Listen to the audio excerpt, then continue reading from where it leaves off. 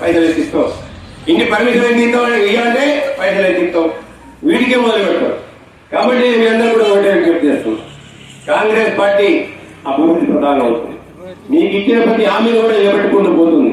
ఇందిరమ్మ ఇల్లు ఇస్తుంది, రేషన్ కార్డులు ఇస్తుంది, సన్న బియ్యం ఇస్తుంది, పావలా వడ్డీ ఇస్తుంది, ఉచిత బస్సు ప్రయాణం ఇస్తుంది, వడ్డీ లేని రుణాన్ని 10 లక్షలు ఇచ్చింది, ఆరోగ్యశ్రీ 10 లక్షలకు పెంచింది, 21,000 కోట్ల రైతు రుణమాఫీ చేసింది, రైతు భరోసా ఇచ్చింది, సన్న బియ్యానికి 500 రూపాయల బోనస్ ఇచ్చింది, దాంతో పాటు 200 యూనిట్ల కరెంటు ఫ్రీ ఇచ్చింది, 500 రూపాయలకి గ్యాస్ సిలిండర్ ఇచ్చింది.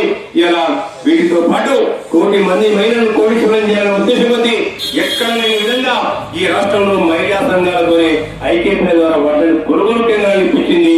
ఇలా మహిళా సంఘాలకు బస్సులు ఇస్తుంది, మహిళా సంఘాలకు గ్యాస్ స్టేషన్లు ఇస్తుంది, మహిళా సంఘాలకు విత్తనాలను ఎరువులను నమ్మే దుకాణాలను గురించి 1 కోటి మంది మహిళలను కోటీశ్వరం చేసే దిశగా కాంగ్రెస్ పార్టీ ముందుకు వస్తుంది. ఎందుకంటే ఒక మహిళ అభివృద్ధి చెందితే కుటుంబం అభివృద్ధి చెందుతుంది, కుటుంబంతో పాటు ఊరు అభివృద్ధి చెందుతుంది, ఈ కుటుంబంతో ఆ ఊరితో పాటు ఈ రాష్ట్రం అభివృద్ధి చెందుతుందని చెప్పి ఇలా కాంగ్రెస్ పార్టీ రేవంత్ రెడ్డి గారు బలంగా నమ్ముతుంది. ఇలా కాబట్టి దయచేసి మీ అందరూ కూడా ఒకటే విజ్ఞప్తి చేస్తున్నాను. ఇవాళ ఈ తంగలపల్లి మండలంలో 30 గ్రామాలు ఉన్నాయి.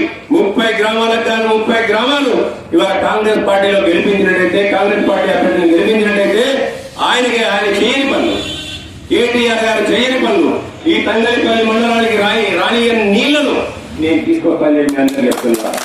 ఆ రోజు 2 లక్షల ఓడించవచ్చు ఆ రోజున్న పరిస్థితులలో. కానీ ఈ రోజున్న పరిస్థితుల్లో నేను చెప్తున్నా, కాంగ్రెస్ పార్టీ అధికారంలో ఉంది, నాకు అక్కడికి పోవడానికి ఆస్కారం ఉంది. మీరు గెలిపించినట్టయితే ఈ సర్పంచ్ అభ్యర్థి వచ్చి నాకు గల్లా పడితే నేను ఎక్కడ బతిమాడుతున్నా బాగుపడుతున్నా ఈ తంగలపల్లి మండలానికి రావాల్సిన ప్యాకేజ్ మనల్ని పూర్తి చేసి మీ చెర్లలో నీళ్లు నింపే బాధ్యత నేను తీసుకున్నాను చెప్పి మీ అందరూ కూడా దయచేసి రేపు ఎప్పుడైతే ఎలక్షన్లు వస్తున్నాయో గ్రామ పంచాయతీ సర్పంచ్ ఎలక్షన్లలో మీరందరూ కూడా మద్యానికో కులం పేరు మీదనో డబ్బులకో దేనికో ఓటు వేయకుండా నిక్కచ్చిగా మీ గ్రామ అభివృద్ధిని ఆకాంక్షిస్తూ, ఈ ప్రాంత అభివృద్ధిని ఆకాంక్షిస్తూ రేవంత్ రెడ్డి గారు ఎన్ని మంచి పనులు చేసిండు. బీసీ కులగణన చేసిండు, బీసీలకు 42% రిజర్వేషన్ ఇచ్చిండు.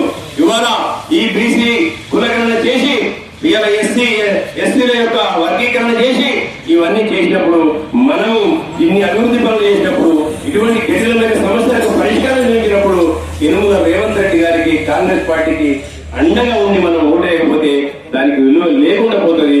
ఇలా మన అభివృద్ధిని మనమే గొడ్డలతో నడుపుకున్నట్టయితే అని చెప్పి మీ అందరికీ కూడా విజ్ఞప్తి చేస్తూ